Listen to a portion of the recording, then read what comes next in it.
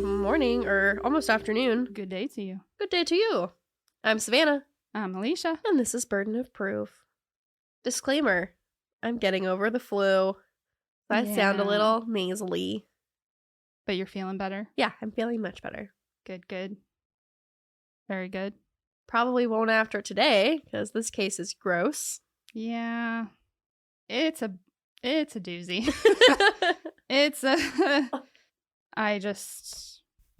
I don't know what to say. But I feel, once again, I chose a case that I feel is important for people to hear because it was big news in Ohio. Yeah. Locally, but I don't know how big it was, nationwide, worldwide, well, considering whatever. How much I know about true crime, I hadn't heard of it. Yeah. And there's a lot of victims. Yeah. There's 11 dead victims and victims that survived. Yep. So, yeah, it's a lot. So it's going to be a two-parter. And I don't know. I'm going to do my best. It's a lot of information. It's very timeline intensive. So yeah, I'll do my best to kind of not make it sound so like, and on this date, this happened. And on this date, you're this good happened. about not doing that. Yeah. So we'll see. I don't think we have any other business to do before we start today. I don't think so. All right. I think we're good. We're going Business to jump is into adjourned. it. Yeah. All right, everybody. This case is about Anthony Sowell, the Cleveland Strangler. He was deemed that. Yes, I had heard that, Yes. but I had never actually heard his actual name. Yes, it's Anthony Sowell. He was born in Cleveland, Ohio, on August 19th, 1959. His father, Thomas Sowell Sr., had left shortly after Anthony was born. I don't think his parents were ever actually married. It's just as well that Thomas left, honestly, because he was incarcerated much of Anthony's life. So he really wouldn't, it would have been very in and out of his life had he tried to be around. Thomas had been married several times, though, and had 5 children, including Anthony. The other 4 were significantly older than Anthony. Okay. Anthony did not actually meet his half-siblings until he was 2 years old. One of the eldest brothers, named Alan, was 16 years older than Anthony. So he would have been 18 when Anthony was just 2. And he was really the only one in the family who tried to keep in contact with Anthony throughout the years as he was growing up.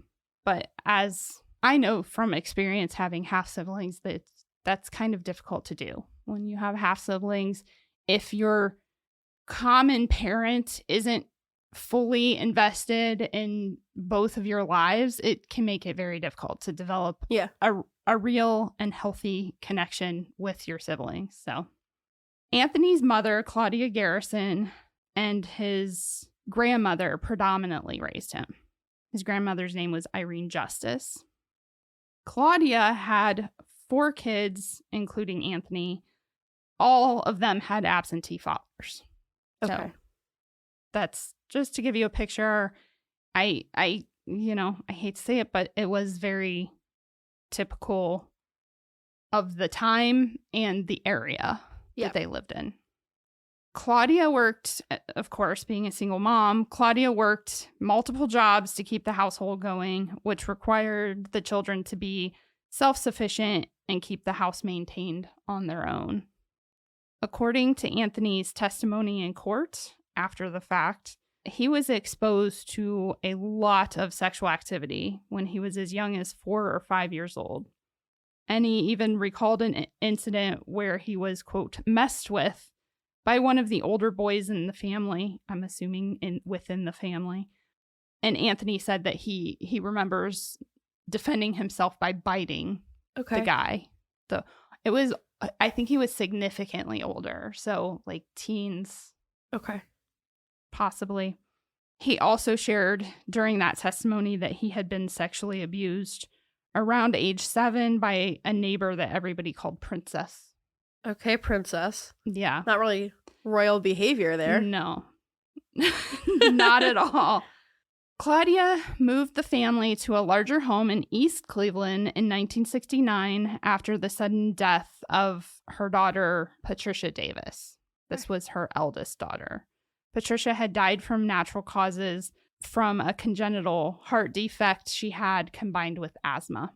That, of course, was devastating for the family, I'm sure. And with Patricia gone, Claudia then had to take in her 7 kids. So at this point, she has 3 of her own kids living with her and her mother. And then she takes in Patricia's 7 kids. So there's 10 children. There's 10 children. With 1 working parent. 2 adults, 1 of which is working. Yes. Lovely. That's so horrible. Yep. So with more children comes more mess, right? And Claudia's expectations of the kids became increasingly unrealistic, with hours of chores each day that had to be done. Had to be. Goodness gracious. The punishment for not doing your chores also increased and grew harsher. While neighbors and teachers recall Anthony being a nice, quiet kid, home life for Anthony was anything but quiet. Of course. In a house with 10 kids. 10 kids. It's impossible. Yeah. Are you kidding? I love you. Your house has 3 kids and it's never quiet. No. 3 kids and 2 dogs. Never quiet. Never quiet. Nope. He regularly witnessed his mother and grandmother beat his nieces and nephews. Anthony's niece, Leona, reported that she and her twin, Ramona, would Whoa. Yes. Hold on. Yes. Rhyming names for twins was very popular back then. But these are particularly rough. Ramona and Leona. Okay, I just wanted to make you repeat it. Okay. Yes. So, Leona and Ramona, I'm going to say it again. Stop. Would be ordered to take off all their clothes. Oh, no. And then be tied to the banister so they couldn't duck or move when they were whipped front to back with whatever was handy. That could include electrical cords, belts, sticks, or what people used to call switches. I know what a switch is. Yeah. That's horrible. Leona claimed that it continued even when she hit puberty and began to develop. So, she would have to strip down, and then all the boys in the house would gather around to watch as she got beaten while naked. She specifically recalls Anthony often being present, and that sometimes he would just watch intently, and sometimes he would start laughing. Anthony's nephew, Jesse, who is Leona and Ramona's brother, would also be beaten, but he would only be asked to take down, or not asked, obviously, told to take down his pants, bent over, and whipped on his butt and legs with whatever was handy. But he wasn't forced to, like, completely strip, you know. And if you're bent over somebody's legs, like, your business is kind of hidden. Yeah. Jesse reported, like, once, of course, all of these claims and reports come out after everything comes out, after Anthony is caught and everything comes out. Jesse reported that there was a time where the beatings took place almost every single day. And Leona also stated that she believed that her and Ramona were treated worse than the other children because they had darker skin. She says that Claudia would scream throughout the house, "Tell them black twins to get down here. It's time for a beating." She would, like, specifically call them black, even though the whole family is black. I have no words. Yeah. Anthony's younger sister, Tressa, does admit that the Davis children did get worse beatings than she and her siblings. But she disagrees with Leona when it comes to their mother. She says that it was actually their grandmother, Irene, who did the majority of the beating. Okay. So there isn't really a consensus there. Well, and each kid may remember things differently when it comes to that. That's trauma. And yeah. Tressa states that she, quote, couldn't blame their mother for being very particular, as Claudia worked very hard and wanted a clean home.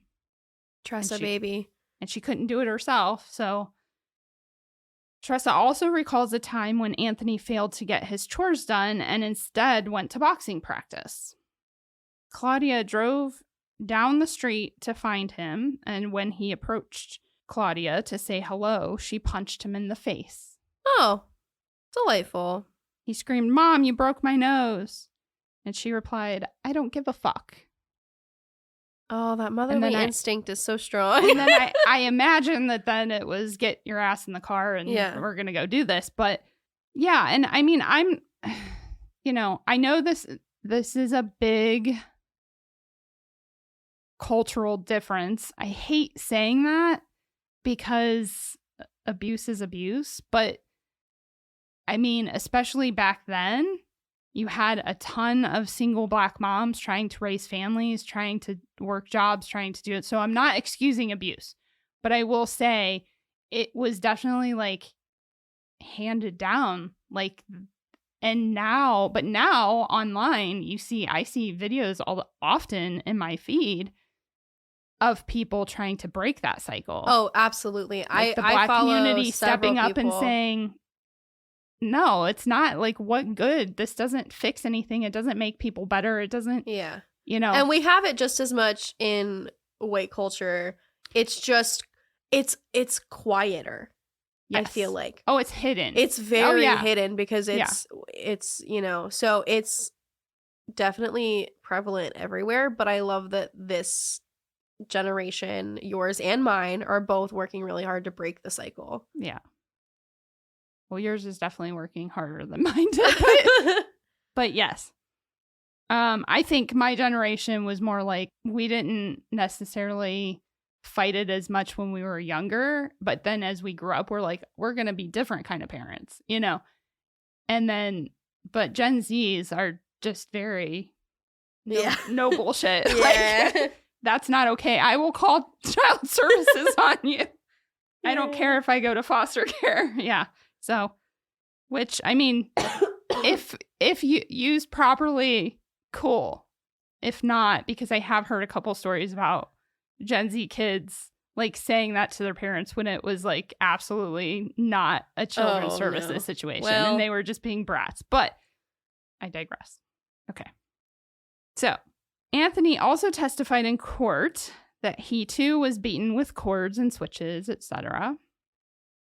And he tells the story of a time he was suddenly awakened in the middle of the night, getting beaten with an extension cord. He's asleep, and he just is suddenly beaten. Yeah. He said that there was constant yelling and arguing over everything in the household, amongst the kids, just all the time. And that there wasn't really ever any affection or love shown, especially by his mother. He said that to that day, when he was testifying, he doesn't know how to show affection for his family, despite the fact that he loves them. Okay. That's really sad. Yeah, this is a hard case because it's one of, like you've said, like you feel so sorry for little Anthony. Yeah. Yeah, because little Anthony didn't deserve any of that. None of these kids did. No. But, so, the rest of them didn't go on to do what Anthony did, so. They all had issues, though. But I'm about to get into that. Okay. So, Lori James Towns, a social worker, kind of investigating after the fact, spoke with Anthony's family to learn more about his childhood. Okay. Claudia was elderly at this point. And she was living with his sister Tressa. And her main living area she kind of was bedridden. Okay. In an adjoining room to their like living room area. And so she overheard Lori talking with Tressa and spoke up to get their attention. She said she wanted to talk to Lori herself. Claudia ends up corroborating much of what Anthony testified to in court. Okay. She admitted Yeah, we beat them. Yes, Yeah. we did this. Lori Jamestown's conclusion of her assessment was that the children were exposed to a number of risk factors, including abuse and religious fundamentalism. Okay. Which I'm guessing predominantly came from the grandmother. Well, yeah, that would make sense. Normally it does. Lori also reported that nearly all of the children Claudia raised grew up to have mental health issues or substance abuse problems. Okay. Not shocking. And she explains in her report that Anthony did not learn how to form any healthy bonds due to growing up in such an environment. Yeah, I believe you for sure. So, unfortunately, Anthony's school life wasn't much better. He was bullied quite frequently. And a former classmate of his recalls an incident in middle school where kids were taunting him about being a virgin. In middle school? In middle school. Well, you should be. Yeah, but a lot of them weren't. I mean, this is a place and time when it was common for teenage pregnancy and like I said, he grew up in a household with because his siblings were so much older. That's true. Like they were having sex, then they started having kids young, and then I mean Patricia, his sister Patricia, who died, she was fairly young and she had 7 kids already. Yeah. A lot of kids. That is a lot. I don't care how old you are, that's a lot of kids. Yes. So that incident at the school, they're teasing him about being a virgin. They were on the basketball court when Anthony then blows up, throwing a basketball at one of the much bigger boys. This former classmate who's, telling the story says that Anthony really was lucky in that moment because another boy stepped in and calmed everyone down.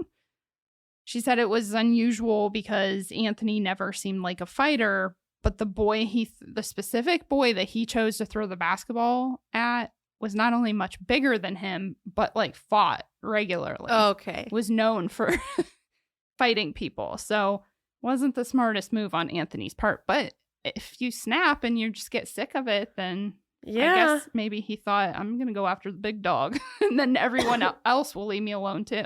If I'm going after it, I'm going for it. Yeah. Timeline-wise, now we're to 1978. Okay. When Anthony turns 18. Just months after his 18th birthday, Anthony left for Marine Corps boot camp. I wish I knew the Marine song. I don't. But that would have been funny. Always a good sign when somebody with a history of being abused and mental health issues goes into the Marines. He had actually signed up for the Army first, but changed at the last minute. When asked why he switched, he stated that he did so because the Marines were tougher and he was going to prove he could do it. Proof to who? And that was the next question. Who are you trying to prove it to? And he said, his mother, Claudia. A family member corroborated this in court, stating that Claudia told Anthony, for everyone to hear, that he would never make it in the Army. So he said, I'll show you. I'll join the Marines. Oh, it's even tougher. Gosh. Yeah. I have no words. This is one of those cases that'll leave you speechless. Yeah. So some speculated that Anthony may have also left because he had just gotten his 17-year-old girlfriend pregnant. But the girlfriend later stated that he didn't know she was pregnant when he left. She never told him. Okay. So he goes on to boot camp, and he actually thrived in boot camp. He was even named an honor graduate and the only member of his graduating class to immediately be promoted from private to private first class. It is always shocking to me how many serial killers do well in the military. Yeah. Yeah, there's a long list of them. Yes. I guess doing well is relative, but who do, Yeah. I wish that I could speak to the psychology of that, but it is kind of There's got to be some logic there. Or Well, a there pattern, is. but I've never read up on it, so I don't know. Well, yeah. There is. I'm not sure how much of that I'm wanting to say because I don't want the government to come after me. We'll just let that be then. But yeah. Okay. Moving on. Anyway. Moving on. So he went on to combat training, including a more advanced chokehold called blood chokes, which involves pressure to the carotid artery that stops the flow of blood to the brain and is considered a superior killing technique. Oh, lovely. Yes. I mean, I know that's necessary for them sometimes, but like... It's also serial killer training. It's basically like serial killer boot camp. Yes. Yes, it is. Where did he serve? Did he go off? Yeah. Okay. So we'll get there. Sorry. That's okay. I got so many questions. I know. So Anthony was then his training as far as like job training was on electrical wiring, and he was first stationed in Havelock, North Carolina as an electrician. Okay. Meanwhile, Anthony's daughter Julie was born, and he did stay in touch and sent money and gifts, but he and the daughter's mother did not I feel like that's kind of a given, but they didn't make it. They didn't stay together, but he did stay in touch. 3 years later, in September of 1981, Anthony married fellow Marine Kim Yvette Lawson in North Carolina. Okay. So, Anthony has claimed that his time with Kim was the happiest in his life and that she understood him like no other woman. He said that she helped him through the intimacy issues that he had, and she was instrumental to his healing from an incident in 1982 when a radiator hose exploded in his face, causing him to suffer 2nd and 3rd degree burns. Oh, ouch. As well as blinding him for months. Ouchie, ouchie. Yeah, and you'll see his pictures, like pictures of him around the time that he was arrested, later photos. He wears incredibly thick glasses. Yeah. Because of that. So this isn't exactly the case for Kim, though. Oh, okay. No. She actually filed for divorce from Anthony the day she was discharged from the Marines. Oh, wow. In 1985. And she reportedly told her family that she married him to keep him from, quote, drinking himself out of the Marines. Oh, okay. And then she divorced him the day that she was discharged so that she could leave, huh? Yes. Wow. That's significant. Yeah. So there's not really like any official reports of abuse or anything, but clearly... Yeah. I think that says a lot about how she felt things would go if she had left him sooner. Absolutely. And was stuck on the same base as him, Not surprisingly, the marriage did not actually save him from drinking. Yeah. Any of us that know and love addicts, that's not how that works. So he was then at some point deployed to Okinawa, Japan. Okay. During his deployment there, he was demoted from sergeant to corporal due to an incident while he was out drinking, where he got into a fight with an MP. For anybody that doesn't know what an MP is, it's basically the military police. Okay, thank you, because some of us are silly and I didn't know that. So they're the military guys that keep tabs on and control the actual military. Okay. So here's the thing. They usually require alcohol counseling after an event like that, especially if it was bad enough that they demoted you. Yeah, that seems like a big deal for just a fight. But it just sort of fell through the cracks or something. Yeah. They never required him to go to counseling for it. Okay. But nobody knows why. Why? Nobody knows why. We don't know. That is okay. I mean, look. I don't want the government coming after me. Yeah. But I'm sure somebody knows why. Or it, like, genuinely could have been an accident. Like, there's a lot of It may paperwork. have, it may have fallen through the cracks. It's paperwork. What are you gonna do about it? Yeah. We don't want to get sniped. We're scared of the government. I'm sure it wasn't intentional. So Anthony also reportedly went AWOL. Oh. Okay. At one point, but he's delightful. Despite that, he managed to work his way back up to sergeant by the time he was discharged on January 15th, 1985. Okay. Good for him, I think. Here's what isn't in his service record. Oh no. Especially in his time in Okinawa, where he spent many nights in what is called the red light district. Yeah, that's the other thing about serial killers in the military. They're overseas. Where people in the red light district are dispensable. Yeah. We don't think that they're dispensable. No. They think that they're dispensable. Yeah, because they don't really.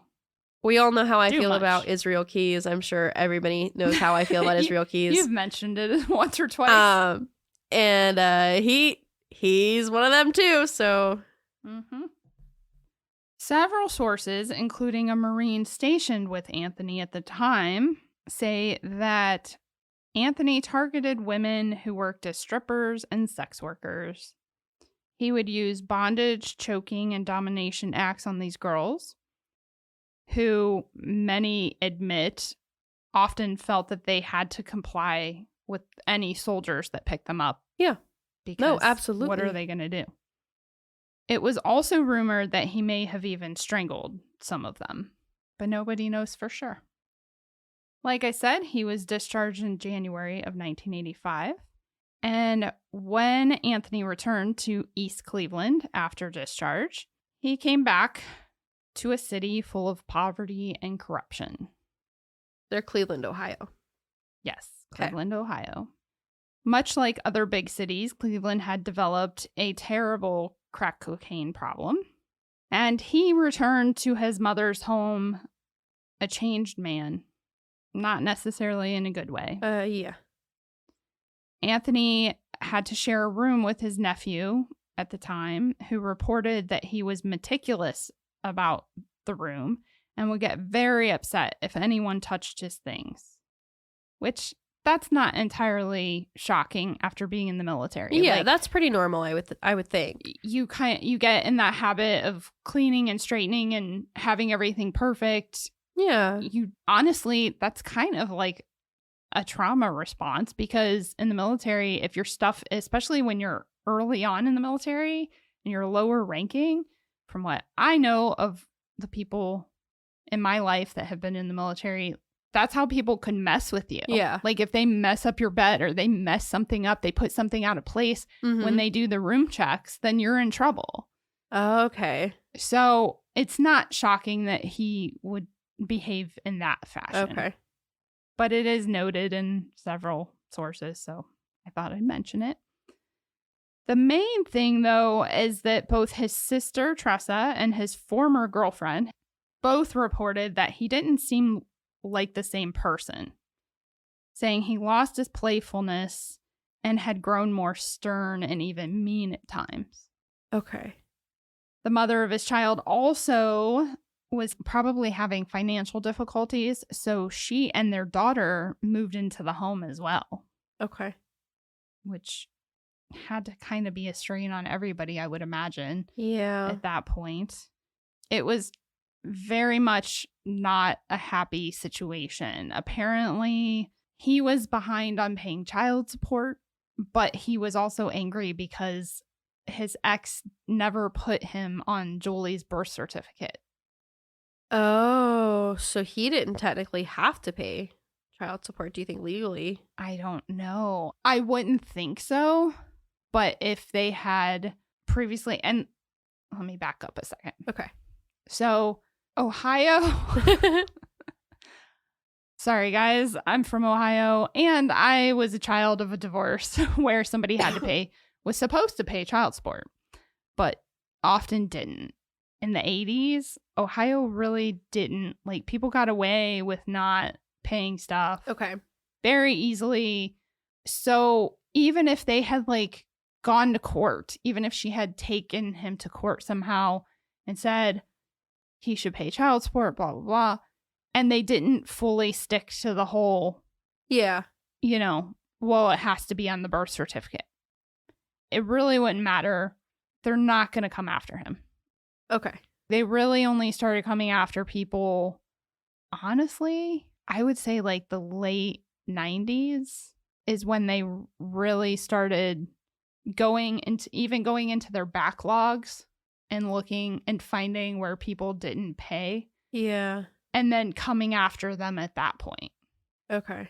I know somebody who, let's just say the same person who didn't pay their child support for me didn't pay their child support for other children. Oh. And then years later, after those children were actually adults, they ended up having to pay. Oh, yeah. Yeah. Though he never had to pay for me. But my mom's different because she just wanted out. So, anywho, too much information, I'm sure. But that's kind of an idea of like what child support was like in the 80s in Ohio anyway. So, apparently, the reason he was behind on child support though was because he was unwilling or unable to find work at the time. And he continued to drink heavily. It was even suspected that he started selling drugs. And in 1988, he gets his first of many criminal awards, I guess. Criminal awards? Do you mean arrests? Yes. Okay. So in 1988, he spent a week in jail on domestic violence charges, but there's not much information on that. The victim's identity is not public. It was suppressed. So he was also arrested for possession of drugs that same year. He faced charges during that time period for disorderly conduct, DUIs, trespassing, public intoxication. Yay! He was really racking them up. A real winner, this one. Mm-hmm. So the following year, in 1989, he was arrested for aggravated burglary, but the charges were dropped due to a lack of evidence. Shortly after, on July 22nd, 1989, he met 21-year-old Melvep Sockwell. Melvep Sockwell. The police report states that she was outside a motel where police were dispatched to investigate a disturbance. She and Anthony were both onlookers at the site, and she was there waiting for her boyfriend to return to their room, but nervous because of her history of drug use, and the incident appeared to be a drug raid. Okay. So, I don't know. It may have turned into a drug raid, like once maybe that's not what the call was for, but it kind of turned into that. So she decided to wait outside of the motel. Anthony approached her and said that her boyfriend told him to take her to his house until the police were gone. Sockwell, however, disputes the police report. She states that she met Anthony when her car broke down and he stopped to help, offering her a ride to his house so she could use his phone. She goes with him, and it was the early morning hours, so he convinced her that they needed to go quietly upstairs so not to wake the family, which doesn't make a lot of sense to me. Yeah. I mean, this is the 80s, so there's no cell phones. And something tells me there's not a phone upstairs. Well, even if there was a phone upstairs, like you could have a phone in your bedroom. But why would you go upstairs to the bedroom next to the other bedrooms where people are sleeping instead of using everybody in the 80s had a phone in either their living room or their kitchen? I had a phone in my kitchen growing up. Why would you not just, why can't I use the phone in the kitchen? But I think it's important to note, this is a good spot to note, Anthony's not a big guy. he doesn't look very intimidating. You know, he's not like a Ted Bundy. Like, I don't necessarily think women were like, oh, but he's cute, you know? Yeah. But he doesn't look threatening. No, he definitely does not. So I think that many people probably very much underestimated what he would even be capable of doing. Therefore, kind of setting aside any red flags they may have felt, thinking like, oh, well. Okay. You know? I just want to make that clear, because otherwise when you read it, like when you hear it, you're like, why would she do that? Why would you go upstairs in a stranger's house? But I think that probably had a lot to do with it. Plus the fact that she may have been drinking or high, or like, you don't know. You don't know. So she just may not have been using her best judgment. So Sockwell then says once they got to his room, he closed the door and window, placed a suitcase in the middle of the room, and then came up behind her with a knife saying, I don't think I need to tell you what's going to happen now. The suitcase. So was that to like threaten her and be like... I think it was to make a point of like, you're going to be leaving here in this suitcase. Not alive. Well, the good thing about me is that I don't fit in a suitcase. So I don't know. I don't know how large the suitcase was. I don't think there's luggage that I can fit in. No, you don't. I don't know. I'm a big girl. We could try. Let's go to the store. We'll start trying to find the biggest luggage ever. A suitcase. All that to be said, that's terrifying. Yes, it is. She reported after the fact that she complied, thinking that he wouldn't kill her if she went along with everything. But at the same time, she said she begged for mercy, telling him that she was 3 months pregnant. Regardless, he ended up brutally raping her multiple times over a 15-hour period. Oh my God. He had her gagged and bound, telling her he was going to kill her, but that he first needed some rest. Of course, he had been drinking heavily, so she waited until he fell asleep, and she felt, okay, he's in a deep enough sleep and he's been drinking, so he's probably not much is going to wake him up. And she waited that out. She made her way to the window and managed to get it open enough to kind of wiggle her way out onto the roof. Bound, gagged, naked. I'm speechless. I'm sorry. She's out on the roof. That's why I'm kind of going slow to like let it settle in. She's out on the roof. She sees two ladies getting into a car down on the street, and she tried to get their attention by moving her head, especially, and screaming through the gag. When suddenly she was grabbed and dragged back into the house. Can you imagine how scared she was? Holy crap. I don't want to think about that, but yeah.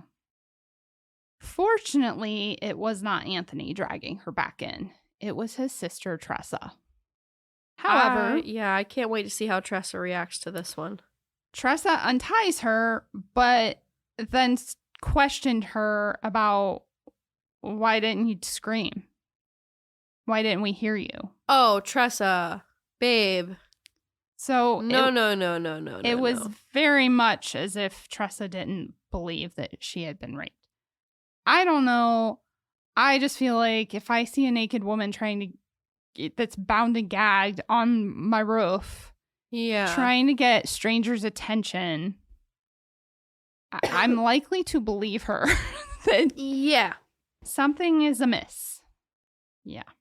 So, fortunately, as well, somebody did notice and called 911. Police and fire teams show up. But when they attempt to wake Anthony up to question him, he rolled back over in bed while responding, I'm going back to sleep. That is so asinine. Like, I can't. Mm-hmm. Anthony was arrested and indicted for multiple counts of rape and kidnapping. But here's your favorite. He was Don't released say it. on bond. Don't say it. Oh. He was released on bond. He then failed to show up in court, so a warrant was issued for his arrest. Well, you know what wouldn't have happened if he was out if he hadn't been out on bond. I'm about to tell you what wouldn't have happened. Oh gosh. He commits crimes while he's out on bond? Mm-hmm. That's my favorite. It's like they're proving the point for me. Yes.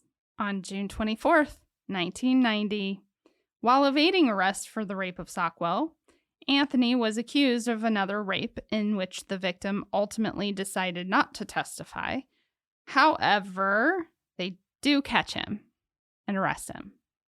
So stupid. Oh my gosh, this could have been so avoided. And on September 12th, 1990, Anthony is sentenced 5 to 15 years after taking a deal and pleading guilty to attempted rape for the attack on Sockwell.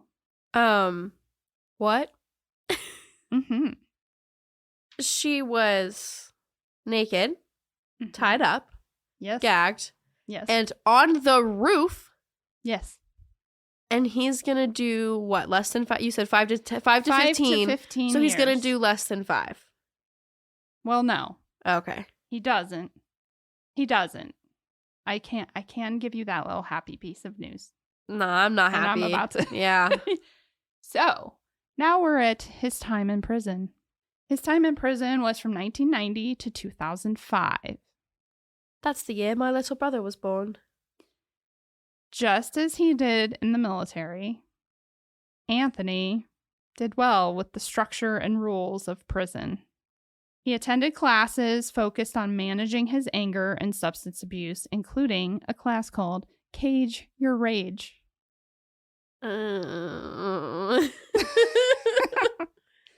Just cage yourself, stay in jail. We'll solve a lot of problems that way. I don't know what to say. That the name of that just okay. I can't. I don't know. I don't know what to makes say. This that- case is so sad. That makes me I know, but that's like the one funny thing out of the entire case is the name of that class. Cage Your Rage, Ramona and Leona. That's what's getting us through this. Yeah. So, records show that he signed up for a sex offender treatment program, but was denied admission because he refused to admit he committed sex offenses. She was tied up on your roof, my dude. It is assumed that he refused because it would have put him at risk. Well, You know. yeah. Sex offenders are, They don't do well in prison. yeah. Which is No. a good thing. Yeah, I'm all about that particular branch of Darwinism. I know. Like, I know. You don't commit crimes against I women hate or to children admit in it, jail. but yeah. I follow am. a guy on TikTok. Have you guys seen this guy? He No. went to jail in Florida, and he talks about like what happens in jails in Florida. Well, is rough. I don't know his I username. don't think I want to hear that. Yeah. Well, the reason I found him was he was talking about how Nicholas Cruz, the Parkland shooter, is going to do in prison in Florida. And yeah, he said, "Don't you worry, the death penalty would have been too kind. Like it's going to be rough." Yeah. So I often think that. I have to say. I have mixed feelings about the death penalty in general, but like I also question when people really want the death penalty for someone. I feel like they probably would have it a lot worse in jail. oh yeah, this guy definitely will. Because especially depending on what they've done. Yeah. So, yeah. Well, Well, what are you going to do? what are you going to do? Okay. He did do the 15 years. He was consistently denied parole That makes me feel a little bit better. due to the violent nature of the crime, and he ultimately served the full 15. About a month before being released, he found out that his nephew, who had been living with his widowed stepmother, had been defrauding her of her Social Security checks. Oh, rude. I hate that. Don't do that. Don't take Yeah. advantage of old people. It's the worst. No. Yeah. Bad. Newspaper hid. No. Put it back. Well, in this area, apparently Anthony's a good guy. As I roll my eyes. He decides that upon release, he will get his nephew out of the house and he will move in to keep an eye on her. As well as it's like a win-win. He has a place to live. Yeah. He'll keep an eye on her and not defraud her of her social security. Fair enough. He's released in June of 2005. And what is also released is a psychological evaluation that classified him as the lowest level of offender, called a sexually oriented offender, which statistically indicates that they are unlikely to reoffend. Okay, hold on. Pause. How on earth is okay, let's be real. Okay, hold on. I know that he pleaded For attempted rape. Right. But before we list him as the low, let's look at okay, I'm sorry. I want to clarify that this woman was being raped for 15 hours. And he got arrested after being accused of another rape while he was out on bond. For the first rape. Yes. And so, what about that? Number one, first of all, he had already reoffended. Yeah. Right? Number two, what? Okay. I'm going to pull myself together and we're going to move on. I have questions. I want to talk. How dare you? First of all, how dare you? Whoever wrote this, I just want to talk.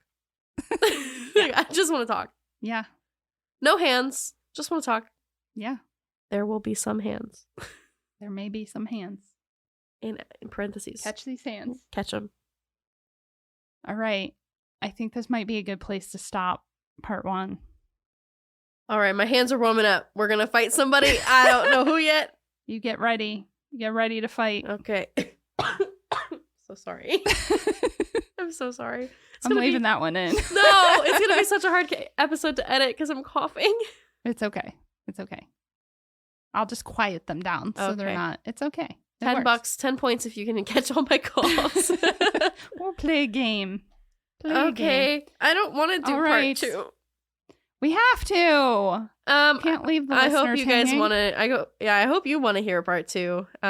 Even if you don't want to, but you want to, you know? Yeah. Sometimes that's how it goes with these cases. Absolutely. Yeah. Well, stay tuned.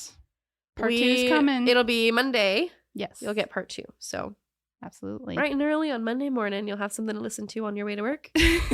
Although, don't know that this is a not good Monday listening. Maybe listen to it later on Monday. Yeah. It's probably not the best way to start the day. I mean, I don't know. That's up to you. If you wake up on the right side of the bed, then yes. If you wake up bad mood, yeah, maybe not. Listen, we're all about true crime, but we're also about mental health awareness. Oh, yeah.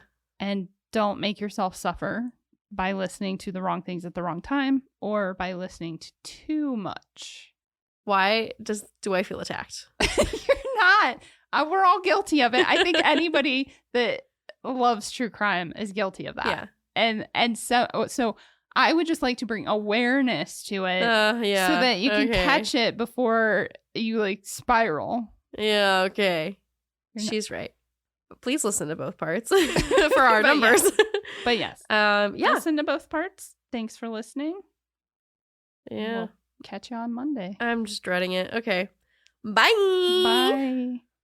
Thanks for listening, guys. Find us on Instagram and TikTok at Burden of Proof Pod and email us at burdenofproofpod@gmail.com.